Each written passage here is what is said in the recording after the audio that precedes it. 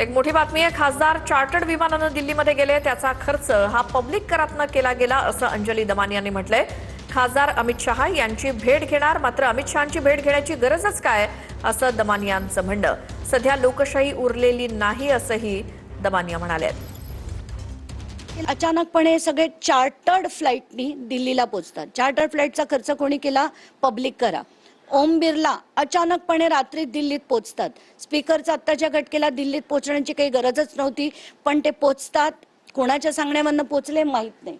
हे सगळे खासदार आत्ताच्या घटकेला आधी अमित शहांची भेट घेऊन मग जाणार आहेत। अमित शहांची भेट घेण्याची गरजच काय?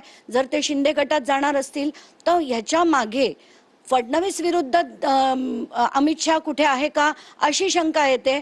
पण जे होतंय आताच्या घटकेला हे भाजप प्रेरित आहे का आता खरंच सांगता येत नाही। पण हे सगळं बघून असं वाटतंय की जे राजकारण आपण जी लोकशाही म्हणतो ती उरलेली बिलकुल